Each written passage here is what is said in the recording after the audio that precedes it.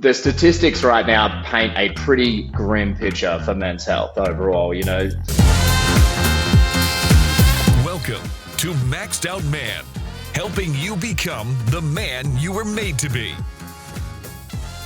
Hey guys, it's Kevin Davis from the Maxed Out Man podcast. I am here with Luke Hartelust today, and super excited to have him here. This is going to be a great conversation.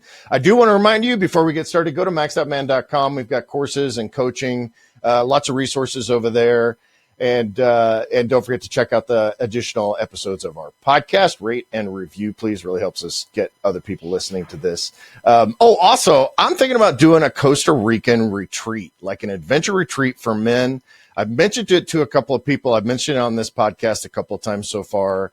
And truth be told, I have no plans whatsoever. So if you're interested in doing this, let me know. And then we can kind of walk through that. Go to just email me at kd@maxedoutman.com. Let me know if you're interested. I want to give Luke's short bio here, and then I'll have you fill in the gaps for us. But as a visionary leader and investor deeply rooted in the health and wellness industry, Luke's career is driven by a passion for transformative change and innovation, leveraging his experience in high-performance strategies and advanced technology, including AI. He's committed to disrupting traditional health paradigms to disrupt the current landscape of the industry.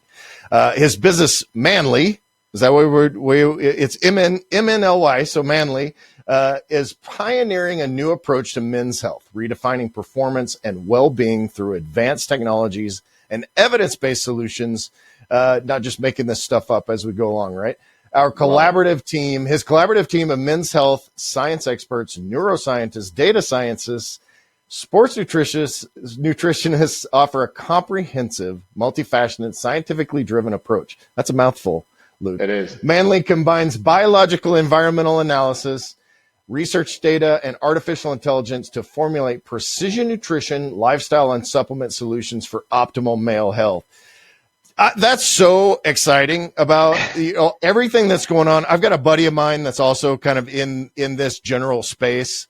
And it's just, it's something I hadn't really been exposed to until probably 6 months ago. And I'm just like, this is so cool, especially like as a data nerd, as an exercise physiology guy back in the day.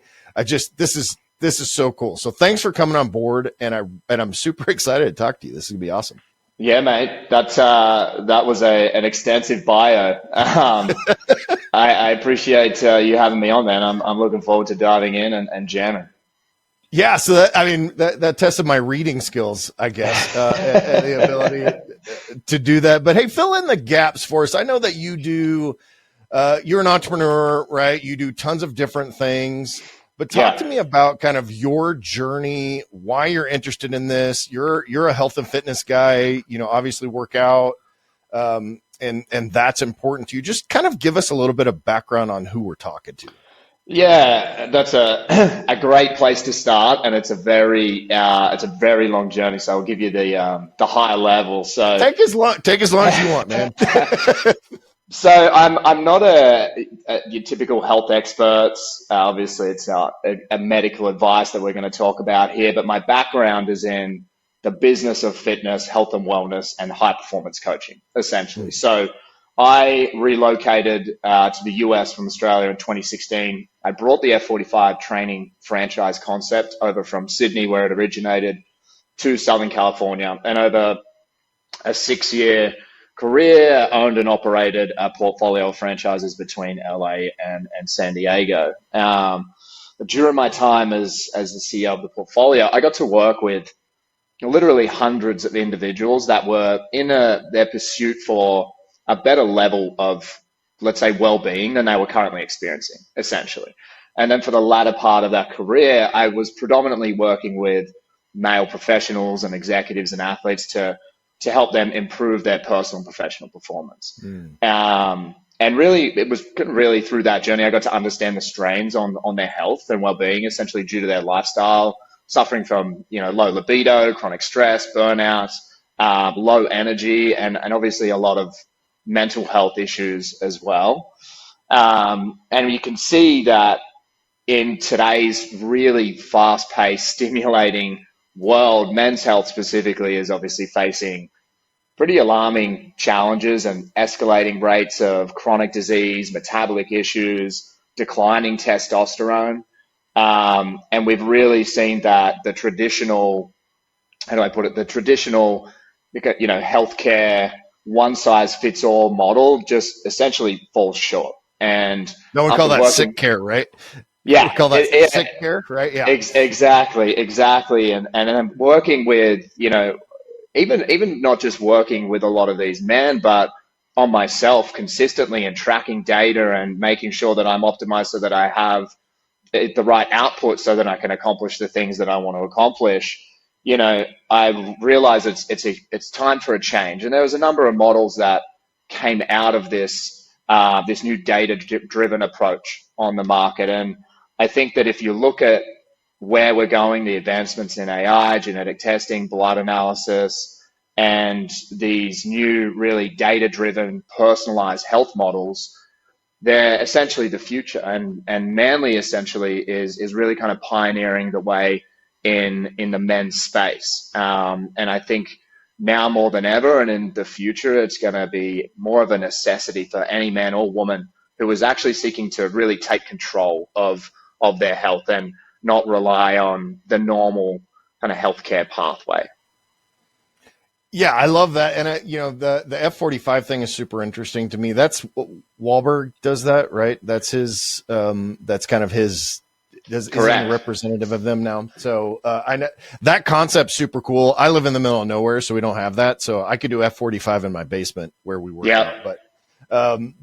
But I love that concept. But talk to me about the difference between kind of this high performance, right? So you a lot of times can come at this from like, I want to just be a super high performer, right? Like I'm an entrepreneur. I'm a guy that works out all the time. I'm all these things. And so I want to maximize that, right? And no pun intended with Maxed Out Man, but but what about just like the normal person? Like talk to me about holistic health and fitness as it relates to just longevity, quality of life, everything that goes into what you do. Yeah, I mean that's a loaded question, and I get asked this quite often for the reason of where do I start, right? Where do I start? You've got an individual that is looking to improve their productivity, their health, and happiness. But the majority of people are so paralyzed by all the information that's on the marketplace so that they never actually get started because there's so much detail, there's so much conflicting science out there. And one of the baselines and one of the first places that I believe is the best place to start is go and get a baseline for your biology. So go and get either whether it's an at home blood test or whether it's a labs from somewhere like LabCorp that can do a blood draw. Because until you have that baseline, until you understand really what's going on underneath the hood, you're essentially flying blind. And it's really hard to implement any really effective nutrition, lifestyle, supplemental protocols or regimes or programs until you really understand what's going on from a biological standpoint. Then once you have that, it's very easy to just implement systematically different recommendations and protocols and different solutions and test what's working. That's the beautiful thing about not just what Manly is doing, but where the industry is going right now is it's all data driven. So it's all evidence-based solutions. You don't have to trust me. You don't have to trust Manly or the company. You don't even have to trust your doctor. You now have access to go and get the data sets that you need so that you can understand what's going on from a biological standpoint and even from an environmental health standpoint. And then you can implement solutions and changes and then retest in 3, 4, 5, 6 months. And then you can see what's working and what's not. And then you just adjust and improve from there. And I think, and it goes back to when, I'm wearing a Whoop right now, cheeky plug there, but Aura right here. Ordering, I have an Aura as well, and I've gone back and forth between both. I love both companies. And it goes back to when they first came on the market is there's now you have so many data sets in real time about what's going on from your biometrics. What they didn't include was actionable steps once you have that data. So you have the data, now what do you do with it? And so prior to launching MNLY and having this model that we now have now in this precision health vertical, I would always coach my clients to look at the data and then use that data to reverse engineer what they did to either A, accomplish those results, or B, or accomplish the negative results. And then how can we improve the day before or whatever those metrics are to then improve the results over time. So for instance, if you're having poor sleep, it's reverse engineering what you're eating, what your lifestyle habits are, and what those items are that you are essentially doing that day to accomplish that poor sleep result. And then the opposite as well is if you accomplish a great sleep score and you're feeling generally very energetic and you've got a lot of vitality and you're clear, you've got no brain fog, you can focus.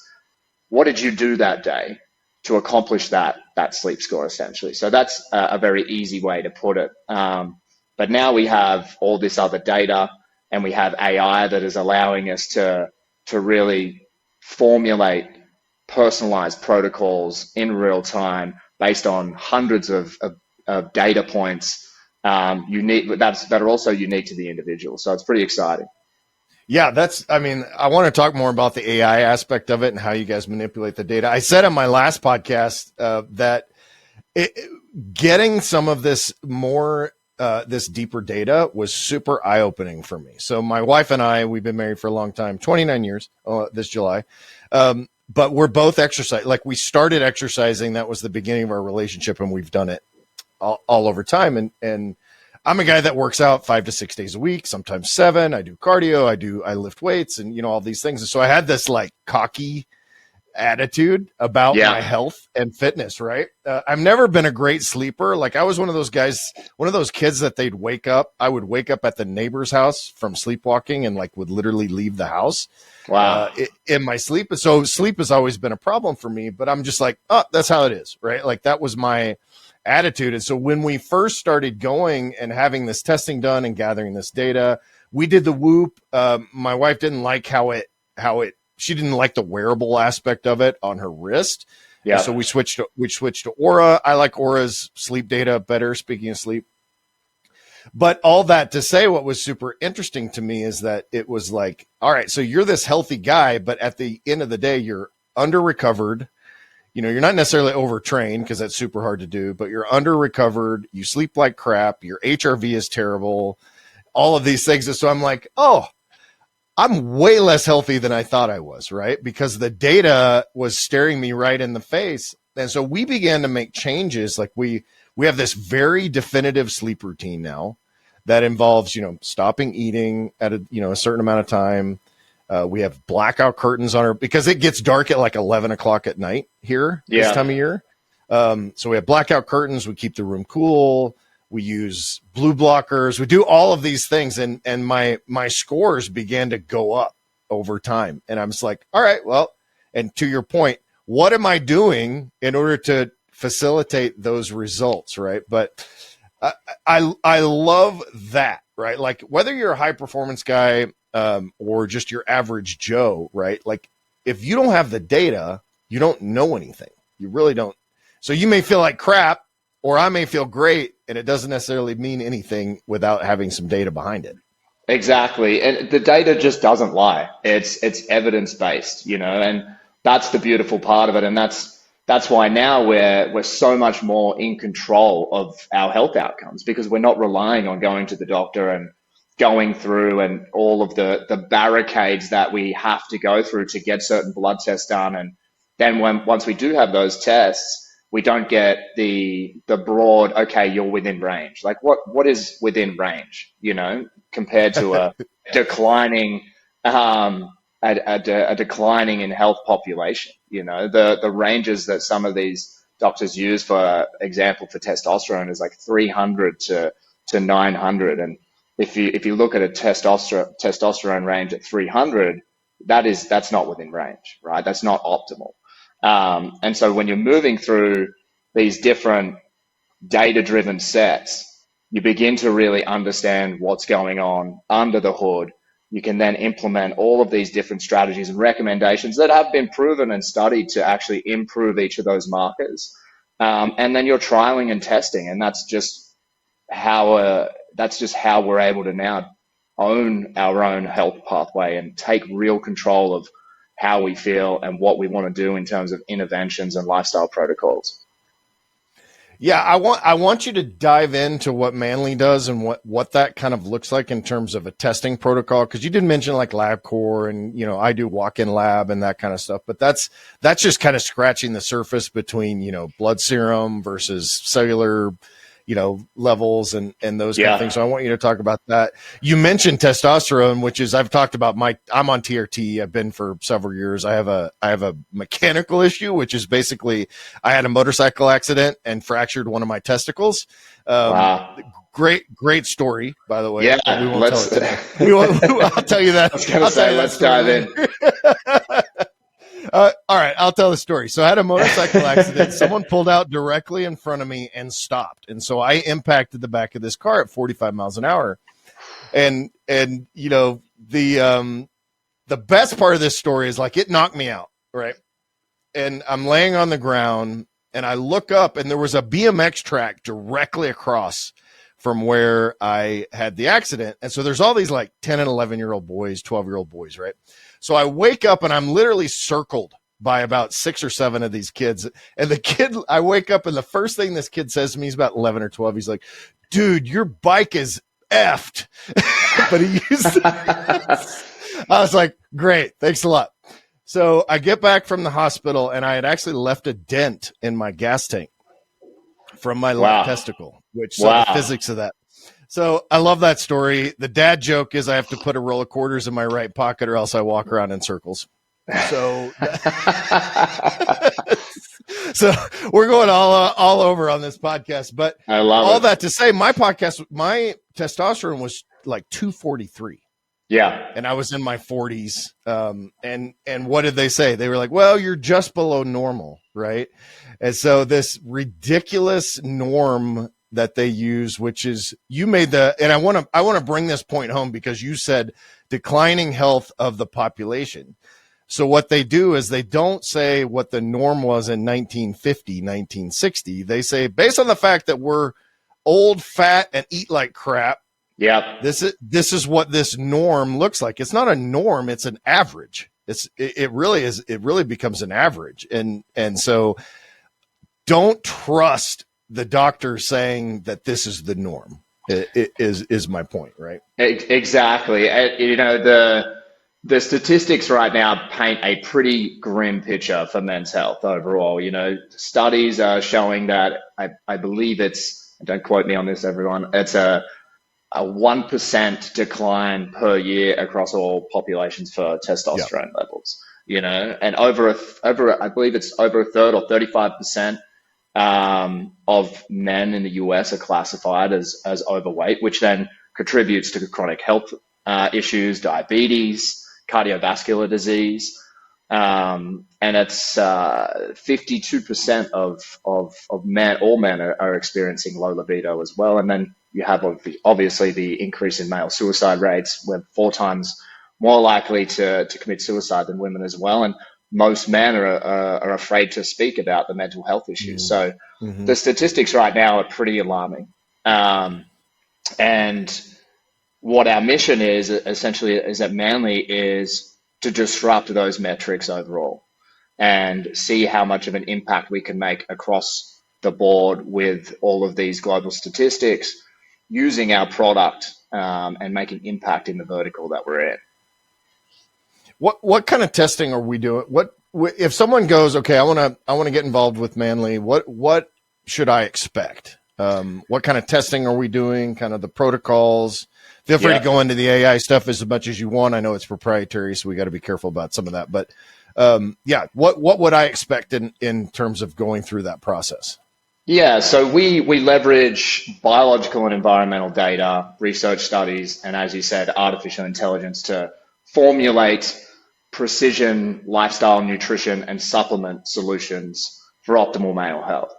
And so it starts with a biological test. So we use an at-home self-test kit, which is really seamless, very easy to use. So instead of having to book a consultation at a blood draw lab or having someone come to your office or your home, it's a simple finger prick. So we use a lancet, you fill up 2 dual strips of blood, send those back to our lab.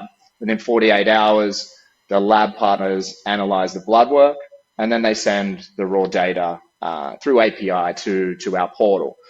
Now, we also ran a study on 500 professional men. These were actually all clients from one of the individuals on our science board. We wanted to figure out what were the top categories of male environmental health that they prioritize most. And it ended up being focus, confidence, stamina, mood, sleep, libido, and recovery. So we built an environmental health assessment. It's 80 questions to cover those pillars. And with those data points, it's over 100 data points that we test. We plug those into our portal, and then our AI populates a comprehensive health report. So we provide not only the results, because that is one of the issues that we've seen in the past that we're currently seeing with telehealth is you'll get bloods drawn and you'll get a PDF or a report that just tells you a bunch of numbers and doesn't give you an understanding and an in-depth understanding of what the biomarker is, what your result is, and how that correlates to your overall health. So our model populates the comprehensive health report. We have different scoring algorithms to give you an overall view of where you sit on the spectrum up against the rest of the data that Manly has, the data sets that Manly has. So it gives you a really in-depth understanding of where you currently sit holistically, and then overall with each biomarker and each health category as well. Yeah. Go ahead. Keep going. So in terms of what we test for, now, as I said, we use an at-home blood test. So because of the nature of the at-home blood test, you are limited to the amount of biomarkers that you can test for. So we test for 19 different biomarkers. Those cover everything from vitamin D, B12, ferritin, so ALT, AST, EGFR, so kidney, liver function, and then your hormone panel, so free testosterone, total testosterone, SHBG, prolactin, and then all of your thyroid, so TSH, T4, T3, and then also your triglycerides, right? So your total cholesterol, HDL, LDL, triglycerides, creatinine. And with those specific biomarkers, our team ran through hundreds of studies to figure out what were really the top biomarkers that we could run with given our limitations that are going to give the individual and the user the most holistic view of where they currently stand from their biological health. And then in terms of the interventions that we can implement, how are they going to get the most bang for their buck, essentially, for lack of a better term. Right. And how do those what kind of interventions are we talking about? I want to ask you that, and I also want you to kind of define for me what this holistic health thing means. I talked to my last guest. We were talking about he's a doctor of naturopathy. Yeah. And so we talked about this whole, it's like when you say naturopathy, when you say holistic, you like imagine some dude that looks like Russell Brand sitting cross-legged in the room with sage burning and all that kind of stuff. But that's not what holistic means, right? Holistic, holistic is what? Like define what holistic is. And then I want to talk about the intervention aspect of how all of that fits together for Manly and what you guys do. Yeah, I love that. It's kind of a two-part question, with the holistic and functional health. So instead of going your traditional route, what we do is we're trying to treat the root cause of the issue, right? So instead of focusing specifically on top level kind of medications and things like that are going to be more just a band-aid. The functional health really kind of treats the root cause of the issue. And when we're looking at the data sets and the biomarkers specifically, and we can see what the deficiencies are. So looking at if you have poor sleep, which can relate to a ton of different health issues, chronic disease specifically as well, we're looking at why are you having poor sleep? It's like, okay, you're deficient in vitamin D. So we treat the vitamin D deficiency, for example. And that's going to obviously improve your sleep, improve your energy levels, reduce cortisol levels. If you're looking at, issues that come up from increased cortisol levels and inflammation, it's looking at the issue of why do you have increased cortisol levels and how can we essentially treat what that issue is. So going really to the root cause.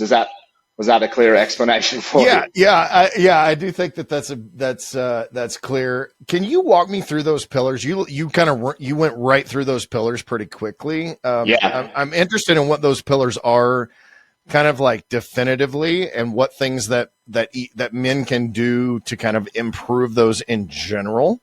Yes. And I'm also interested. Well, we'll start there, and then I'll ask you another follow-up question after that. Beautiful. So we have essentially seven core pillars that we analyze for in our environmental health assessment. And those are focus, stamina, confidence, mood, sleep, libido, and recovery. And so basically what we do is we look at where you score on each of those specific pillars, and then our model will essentially select the top 3 to 5 interventions that have been historically proven to improve those markers over time the most effectively, right? So when you're looking at the focus or the confidence or the stamina consistently, it's what can we essentially do to improve those markers.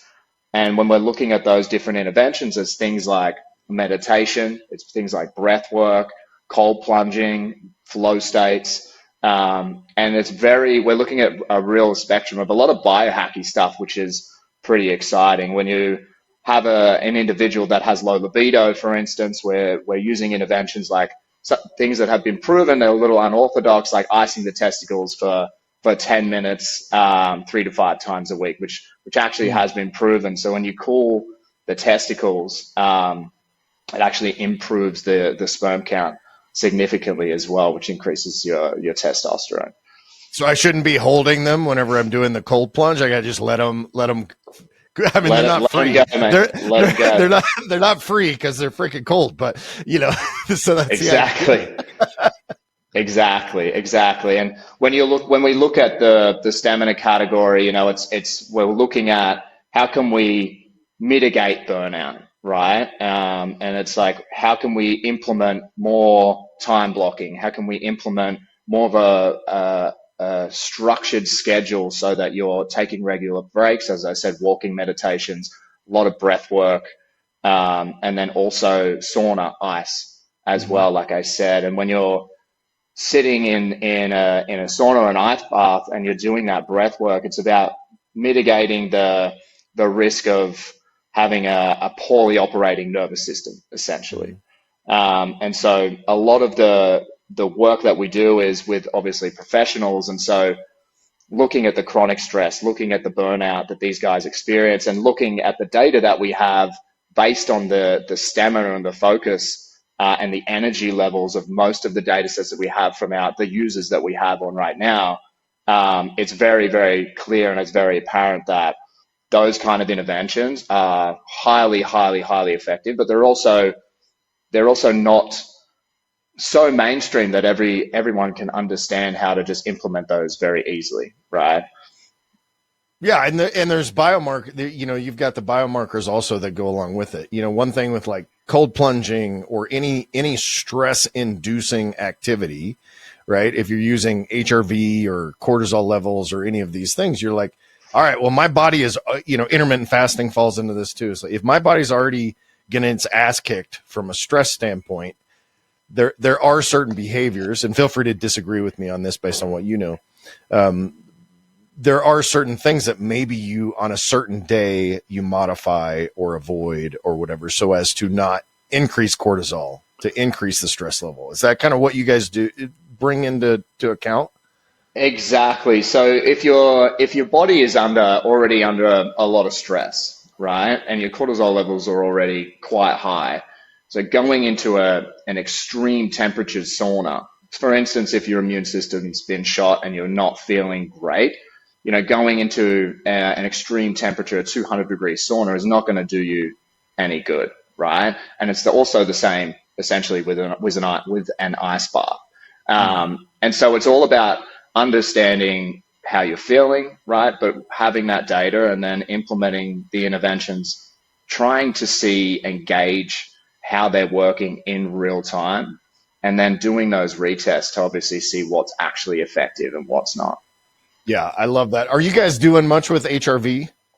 That was kind of At the moment, we're thing I not. haven't. Okay, that was kind of a new thing Not. that I hadn't really learned. I'd really never heard much about it. I know the data is still kind of ongoing, which is heart rate variability and its relation to stress and all. Mine's low. My wife loves those numbers because she's like, I'm so much healthier than you because mine's high. But they're all kind of baseline numbers. Now, when you guys look at all these markers and these pillars and the data that you have, are you seeing a distinction between age groups? Like a lot of the guys that listen to this are 40 plus, but I also have a lot of guys that I'm working with that are in the 18 to 30, right? And I'm trying to kind of help these younger guys, right? Like that's one thing I really have a heart for is reaching into the younger guys on their health and goal setting and marriage and family and those kind of things. But I'm interested in what you're seeing across the board. That's a great question. So we've tested currently about 150 individuals so far. We've been on the market only a few weeks now. So we've tested about 150 individuals, and we have such a broad range of demographics. But if you look at the statistics and what we're meant to be seeing, it'll be interesting when we go and do the retesting, which is actually starting at the end of this month. So hard data in terms of retesting and what those actual percentages are for improvements on each marker, I will actually have at the end of the month. And I'd love to be able to come in blazing with exactly what we have right now. But if you look at the stats, 35% of men over 45 have significantly lower libido than 10 years ago as well. And if you're looking at any individual, the men over 25, I believe, are experiencing higher levels of chronic stress than previously, than 10 years ago as well. So the difference in age group is going to be pretty apparent for us as soon as we start retesting, for sure. Yeah, and I think the scary thing is that the differences probably would not be as extreme as what we would hope they would be, right? Like you want someone that's 22 to be more healthy, and that's a quote unquote right there, but than someone that's 65. I mean, like just from a baseline data, if they're not doing anything to make any changes, but in reality, that's probably not actually true overall. Yeah, I would think you would think that they would be a lot more separated, but I would say that the data is going to show that they're actually closer to each other than most people would say. Now, so let's talk about young Luke. How old are you? 35. Okay, so you're still young. I'm 51.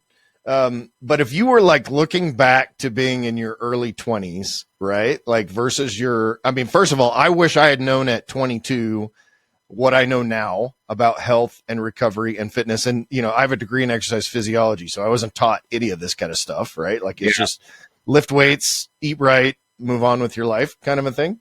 And I would love to have had it at 35 also, right? Like how do you look back and see yourself in your 20s? What were you doing kind of things? And then what do you see for yourself now, health and fitness wise? And then what do you see like, I got a buddy, man, it's like, I want to live to be 120 and healthy. And I think, and he's in his, mid 40s, which is theoretically possible. Right. Yeah. And so kind of go through that age range. Cause that's, I'm trying to really get all men to really think about this no matter how old they are. Yeah. So, I mean, it was, even though I'm 35, it was a different age back then. Right. I played rugby all the way through my late teens. So I had been training, I'd been healthy and quite fit for majority of my life. And then early 20s, I used to work on the oil rigs off the west coast of Australia. So my lifestyle was quite rigid in that sense that I would wake up would work, and then I would train, and then I would go to sleep. So in terms of looking at what I was trying to accomplish, it's actually different from a goal standpoint to what I've been trying to accomplish, let's say, over the last 5 to 10 years. Back then, it was simply just trying to get as muscular as I possibly can and eating as many calories as I possibly could, clean calories, and lift as heavy as I possibly could. And then over time, as I've aged, as you said, I'm still only 35, but as I've aged, you notice different patterns in recovery. You notice injuries start coming to fruition from football, many, many years ago. And so it's more about the management of the recovery process and the management of essentially how much strain and how much pressure I'm kind of putting on my body at once. Right now, the way that I train is, I train 5-6 days a week. I don't ever lift to the 1 or 3 rep max like I used to. There is no need to do those max lifts if you're looking for hypertrophy. And it's more about kind of maximizing the time under tension and the muscle contraction over pushing as heavy weight as possible, right? And then a lot of focus lately has actually been on improving myself as a more of a hybrid athlete. So you have this new kind of trend in training where it's gone from either bodybuilding or CrossFit or endurance, where they're doing 100 milers, to this more of this hybrid athlete kind of movement. And it's more about being a well-rounded individual, to where you can go and crush a CrossFit workout, you can sit in the gym, and you can also push out a solid hypertrophy workout.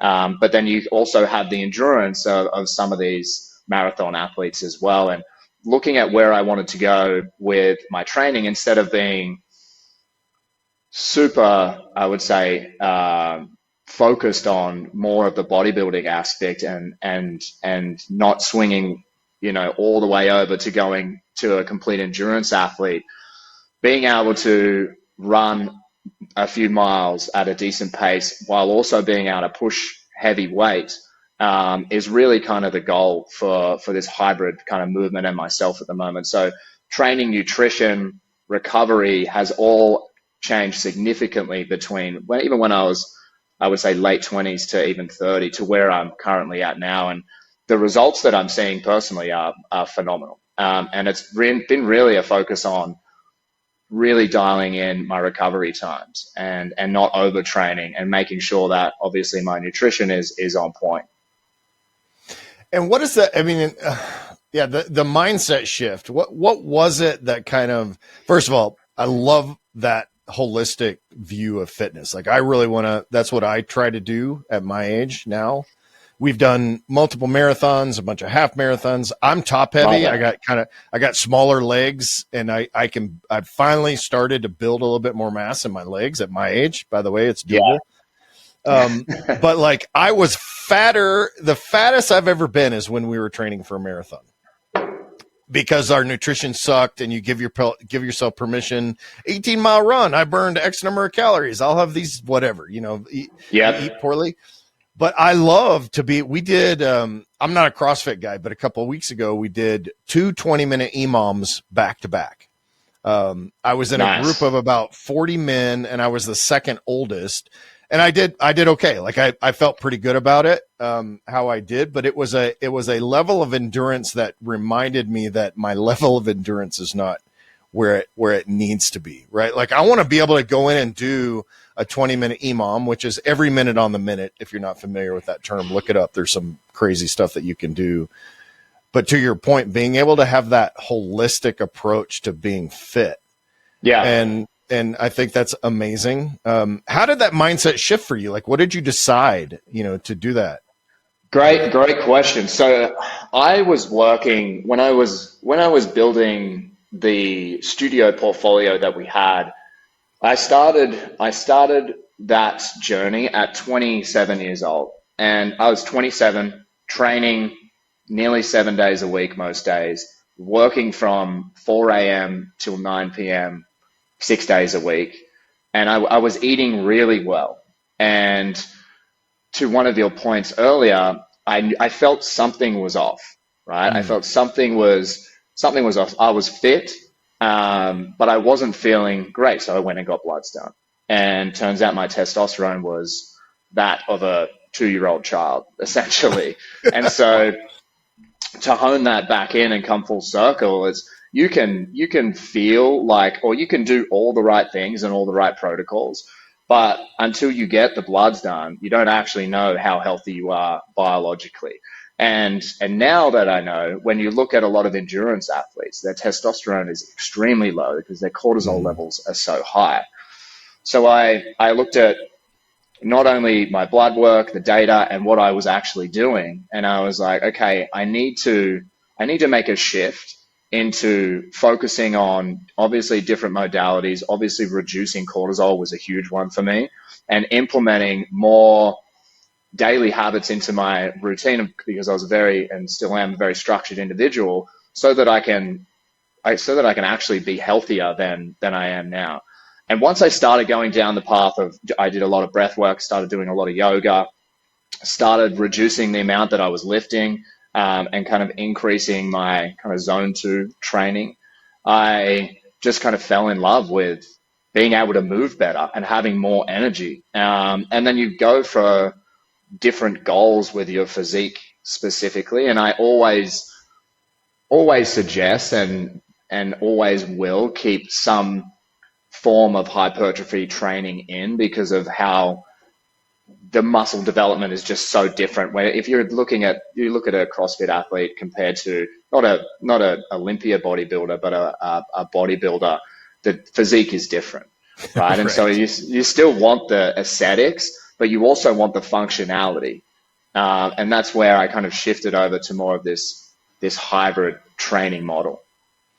Yeah, the hypertrophy model is like I'm an evangelist for weight training. Yeah, And I live in a world of a lot of high performance females because my wife is but on the automotive side, hot rods and welders and all that kind of stuff. love But that. my wife is my age, so she's 50, about to be 51. And so we're in this age group, and it's really funny to see these women that are in there like 55 plus that are the skinny fat, right? Like they want to, they're just far enough out of where we were. We were kind of that generation that just started, where women could do weight training. They were doing more, more aerobic type stuff, but it also incorporated weight training. But, I joke and say I've been sore for 35 years because I just lift. I just lift every week, right? Like but Yeah. it's that little bit of soreness, that little bit of tightness is like almost like an addictive kind of feeling. But I love that hybrid model. Yeah, yeah, and look, I agree. Part of the decision is I've gone back and forth between this. So I didn't just shift and all of a sudden, not focus on more of the bodybuilding and go completely hybrid. And I've gone back and forth over the years, and some cycles and programs I'll focus more on, the hypertrophy model, and then other cycles of programs I'll focus more on the holistic kind of functionality and the hybrid training. But part of that shift was really looking at what I wanted out of my life holistically. So the Mm-hmm. way that I wanted to spend my time. And I noticed that because I love what I do, and I have, even when I was building the gym portfolio, I loved what I did. So I literally found myself working 16 hours a day, Mm-hmm. and doing it not just because I loved it, obviously because you have to, but I found myself in a position where I didn't have any outside of work hobbies, right? Besides, I Mm-hmm. was train and I would work. And when I lift, generally, I lift solo. So I lift by myself, headphones in, music blaring, and it's more of a therapeutic kind of meditation for me as well. But over the years of doing that, I realized that, one of my highest values is community. Mm-hmm. And when you don't really have any other hobbies other than training and working, you lose that part of your life. And when I sold all the gyms, that part of my lifestyle went with it, because we had built multiple communities in a number of different cities in Southern California, and we had it was a really good experience to be able to bring that many people together and build a kind of a network where everyone could grow, connect, and collaborate. And I sold that kind of network, and we kept the relationships, but the community aspect was gone. And I looked at, the hybrid model and the difference in interactions with these hybrid athletes compared to more of the bodybuilding scene. And started really kind of hanging out with those guys and kind of pushing my performance with the guys that are obviously, athletically much higher performing than I was at the time as well. And I just fell in love with that process again, and being able to go and hang out with a group of individuals and train with a group of individuals and hike and ruck and things like that, and build that camaraderie. It was definitely a shift in mindset. It was like, this is really where I get more fulfillment out of not just being healthier and fitter and building a great physique, but it's also about, being fulfilled and having a more of a community aspect to what I was doing. Yeah, the community thing, I was surprised because we, like the imams that we did, I was at a men's event, and I think there's 35 guys there. Anywhere from 19 years old to 55 was the oldest. I was the second oldest. But in this particular thing, a guy made the statement that it doesn't matter what level of fitness you are, you still push as hard as you personally can. But the encouragement between the team, we're in teams of 3. You've got that camaraderie. You've got that community. You're sweaty as hell. You're exhausted. Yeah. We were doing pull-ups, and I could not physically will myself to do another pull-up, and so it's like, which is a great place but you don't quit. You do the fake ones, basically I was just like barely able to pull my chin up over the bar. But to your point, it's that community aspect of it's a hobby, but it's combining that camaraderie and community that men so often forget and so often miss out on. Did you kind of go through a little bit of an identity crisis when you sold the gyms? Because you talked about kind of setting that aside. Yeah. And if anybody doesn't know this, if you're a fitness person, your life is from 5 a.m. to 9 a.m., 11 a.m. to 1 p.m., and 5 a.m. to 9, which means your life is from 4 a.m. to 9:30 or 10 p.m. Right. So like that's that lifestyle. But I'm curious if you kind of had any, if that's something that you went through as you and then had to redefine who you were. That is exactly what happened. So a lot of my identity and my success as an entrepreneur was tied to the success of my portfolio, right? And so even though we got acquired in 22 by a private equity firm, and we did quite well for a portfolio of fitness facilities. And once I sold them, I went through, and I was already working on a different model for Manly, different to what it is now. It's advanced significantly since then. And I didn't realize that my success and my identity was tied to those studios. And once I kind of went through this process, I realized that, I slumped into, some form of a lighter form of depression, and not really understanding, okay, who I was, not to the point where I didn't know what I wanted to do, because I knew I wanted to work on this project where we could bring, personalized health to the men's market, but not having that success identity, and all of a sudden having a startup where everything is going wrong all day, every day, and I'm burning through investment funds, I'm burning through capital, and things aren't working, and it's a matter of trial and testing and kind of starting again in a space and vertical that I didn't have the business experience in, essentially, right? I had experience and knowledge in the vertical, but I hadn't operated in a D2C model before. I hadn't used AI before either. And so it was really about, okay, how do I need to position myself as a leader that can attract the right individuals to help me build out this concept? And so I started really shifting into focusing on leadership and becoming a CEO that individuals want to work with and individuals want to invest in as well. And that's been a long process. As you know, it's a lifelong journey of improvement. But when you have a specific systematic approach to growth, and you have a very, very deep understanding of who you are, what your strengths are, what value you bring to the table, and you're able to pitch a vision and then somehow convince people to come along for that journey, and then leave their kind of certainty and come along for the ride with you, and then also pitch people to be able to give you investment for that vision. You find a very unique kind of skill set and confidence in yourself, so to speak. And that, as I said, has just been it's been a wild ride of personal growth for sure over the last 5 years. Yeah, it's interesting because I can hear it in your voice, that excitement of that, Yeah. right? And the irony with all this, I've had conversations with quite a few guys that have been like on that exit path or have had that exit path, and I call it the like once I kind of this philosophy of once I do this or once I get there or once.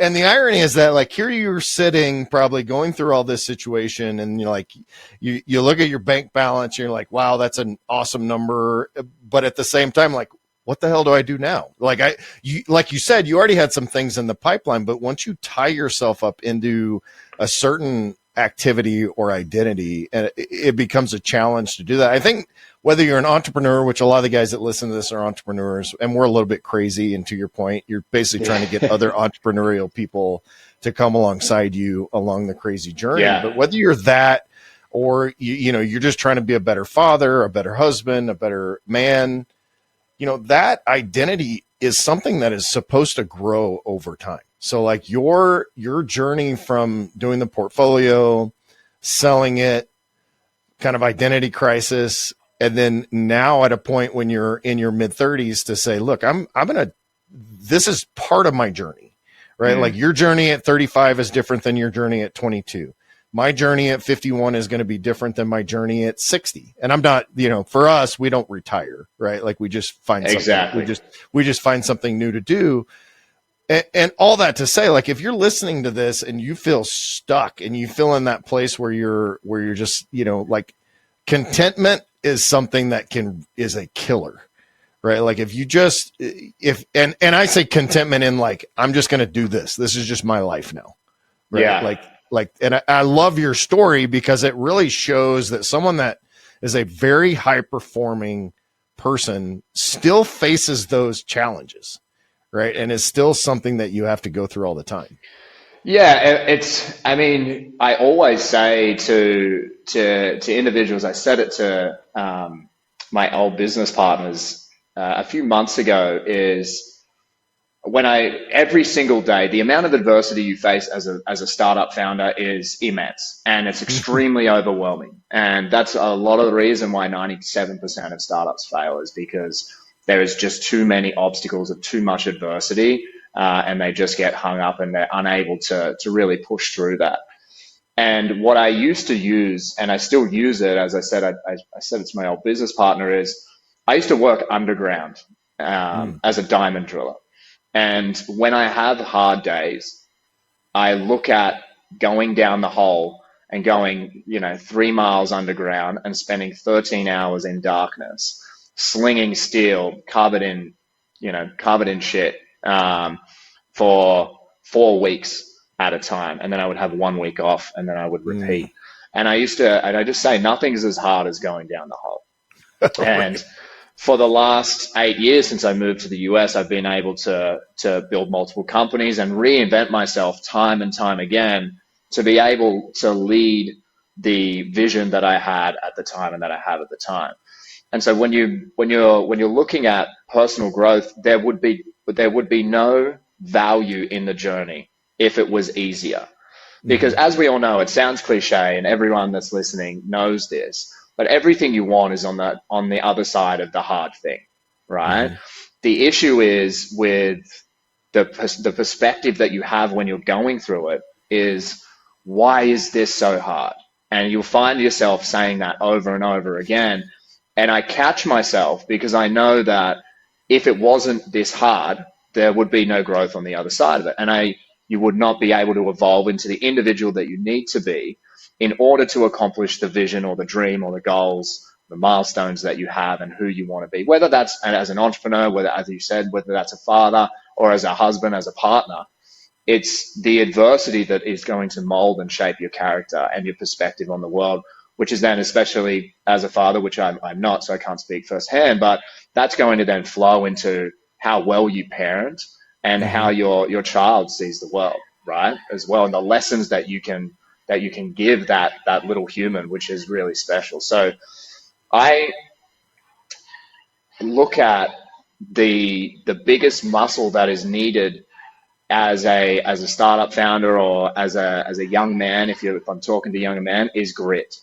And it's about how much you can endure for how long you can endure it. And at the end of the day, as long as, and again, this is going to be a cliche little quote, but they're just popping in my head. But as long as you don't quit, you haven't failed. And so you can figure out what doesn't work and then pivot and move forward. But the continuation of the journey and the continuation of putting in the work and putting in reps and reps and reps over an extended period of time is going to give you the results that you're looking for. But as entrepreneurs, we're hardwired to move the goalposts every single time. That's part of entrepreneurship, right? That's what it is. And so you're never, ever going to be satisfied. And so if you look at the goalpost as always the end result, you'll actually end up living a decade or 2 decades of pretty much unhappiness and unfulfillment. Because I did that. And until I started shifting my perspective into the obstacle, this is another quote, the obstacle is the way, right? And so when you start looking at these obstacles as an opportunity to sharpen your sword and figure out solutions and become more intelligent and understand more about what you're capable of, then the entire journey becomes a huge line of lessons and growth. And that's the way I like to look at it now, is like something happens and it's like, sweet, let's go straight into solution mode. And how do we fix this? And in turn, that makes everyone involved better. That was a long-winded explanation, but yeah. No, I mean, I absolutely love that. I've talked about before that as an entrepreneur and just who I am as a man, I expect failure. Yeah. Right? Like failure is not a surprise to me because I know myself, but I'm missing that. I always say, people are like, why do you know how to do so many things? And I'm like, because I'm missing that thing in my head that tells me I shouldn't try. Yeah. And so by trying different things, you learn, and I've redone so many different things, right? Like, so having that, you're not being so averse to failure, I think is a huge component. And to your point, and let me throw in my own cliche, right? It's, the pleasure is in the journey. Yeah. Right. Like life is supposed to be fun. I was listening to something one day and I changed so I have my goals for 2024 on this whiteboard I'm looking up to my right now. And I had all my numbers, I have multiple brands, and I have all these, metrics and all that kind of stuff. And it was stressing me out because I was thinking about it all the time. And so I was listening to a guy that's funny because I just got a text from him on one of his things, David Meltzer. And I changed this board, David is. Yeah. I changed this board. Now my goals say have fun, serve others, and build a life. Like those are my goals, right? And under that is gratitude and joy and fun and happiness and all that under the build a life thing. Because it is supposed to be fun. If it's not fun, and like you say, being in a startup, getting VC money, getting private equity, all of that crap is stressful. Like but at the end of the day, you're still enjoying what you're doing. I always give the example. I've got this 65 Cobra Roadster that I built, and there's like 3,500 hours into it. It's an amazing car, super fast, does whatever I want it to do. I don't drive it. I don't drive it. And I always think it was way more fun to build it than it actually is to drive it for whatever reason. And people, I'm a car guy through and through, so come yell at me if you're a car guy. Anyway, they need to be driven. But that's to say that the journey of getting there and accomplishing looking at this piece of automotive art is what got me there. My businesses are the same. Your businesses are the same. My kids are the same. My marriage is the same. It's like this journey that we go through, right? Exactly. It's all in the process, mate, and back to your point is living more for a living, right? And figuring out what lights you up and then doing more of that.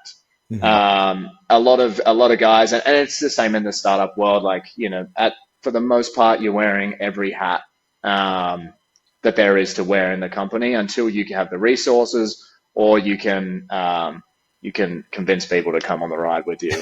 when you figure out how you can optimize a team that is high performing and that owns the vertical that they're in, and I'm just speaking in business here, that gives you then the freedom to then focus on the things that light you up within the business. And when you do that, you're inherently going to move through milestones much faster because you love the work that you're doing. If you're in all of the boring work, and look, as you know, you know very well, the boring work is where everything actually gets done. Like we all know that. It is the years of boring work sitting inside an office where everything is actually getting done. And when you get to a point there where you can only focus on what the things that light you up and what you're really good at, that's it. That's a great place to be, right? And it's hard to get there at start, but when you do get to that place, that's when you can look at, okay, how am I living more for a living? What lights me up on the daily? And even if you're not directly at that spot, that's where you should be aiming to get to every day. I have the same. So I have a process that I have used and I've rinsed and repeated. I've taught this to dozens and dozens and dozens of entrepreneurs as well.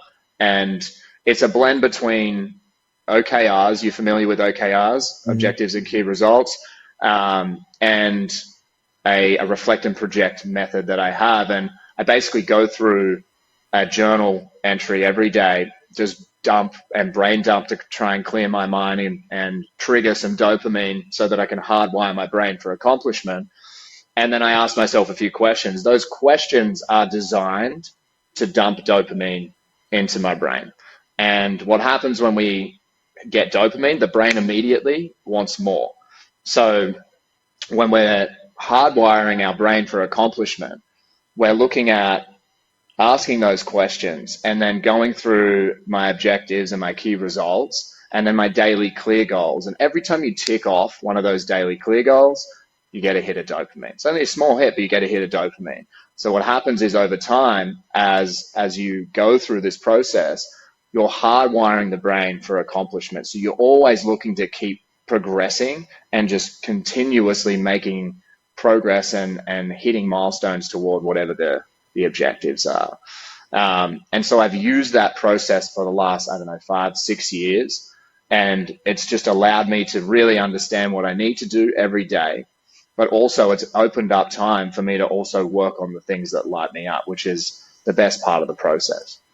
I love that. Can you give me an example of a couple of those dopamine dumping questions that you ask? Yeah, so the first thing I ask is, what were my wins yesterday? And these are like hard wins. So it's like, did I get a contract done? Did I get a deal done? Did I make a sale? Did I onboard a new team member? Did I get to this advisor? Something that's significant, not just, I got my work done for the day.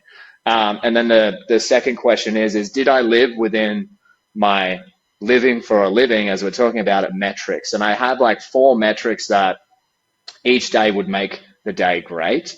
One of them is get a deal done. So whether that's a new partner, a new affiliate, a new sale, an investor, or a new team member on board, something that is going to move the company forward, right?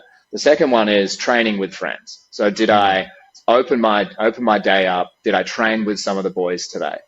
The third one is skills development. Did I grow? So every day I make sure that I spend an hour to 2 hours. It's generally about an hour and a half developing my skill sets as a leader, my financial literacy, in men's health specifically, whatever it is. It could be a podcast, could be a book, could be something that I'm studying on a subject. I just make sure that I get that in. And then the last one is, what what did I just cover? Sorry, I just had a mind blank. What did I just cover? You got skill set. Yeah, you got skill set. You got training. Sorry, the last one is connection. And win. Yeah. And so, did I connect with at least one new person today? And so I make sure that every day I have something on my calendar, whether it's a Zoom meeting, whether it's a coffee, it could be something on Instagram or social media, where I'm making sure that I'm building and nurturing my network and I'm connecting with one new person. So that's the third question. The fourth is, did I live with integrity today? And so living with integrity means, the way that I look at it is, did I do everything I said I was going to do today? So I have a list of clear goals. And then if I've ticked all that list off, it's very easy for me to have that metric and say, I did, right? Yeah. And then the last one is, what would make today great, essentially. How would I make today the best day I possibly could? And that's objective as well. It depends on where you are in your journey, what you're doing. It's not like, oh, I wish I was on an island in Greece. Like, you've got to be realistic. It's like, I have a startup. How can I make this the best day possible? And then I make sure that I work on doing that for the day. I love that. I love every single one of those. I've talked a lot about celebrating wins. At the end of your day, giving yourself things that you can accomplish at the beginning of the day to kind of set like you're saying, set yourself up for success. I'm pretty excited that I get to be one of the connections for today as this podcast. So you check that off. Check that off. Dude, this has been amazing. I'd love to have an opportunity to, as you guys get farther along, to come back and kind of study more about what's going on with the data and all that. If people want to get involved with MNLY and what's going on, if they want to learn more about you, get some more of your coaching, how do they do that? The best way to understand more of the MNLY model, the product, and everything that we're doing is just jump on the website. It's getmnly.com. There's a ton of information on there. You can also go to our Instagram, which is at getMNLY, getMNLY. You can also connect with our team on there as well. We're very active on there if you want to ask questions. For myself, it's the same, my LinkedIn, and which is Luke Hartelust, and then also my Instagram, which is Luke_Hartelust, and be happy to answer any questions anyone has. And if you just want to connect, reach out. Awesome, Luke. This has been a big highlight of my day, so I appreciate you taking the time. And let's do it again. Absolutely, Kevin. All right, brother. Thanks for having me, mate. If you're looking to really maximize your life and become the man you were made to be, head over to maxedoutman.com and get your journey started today.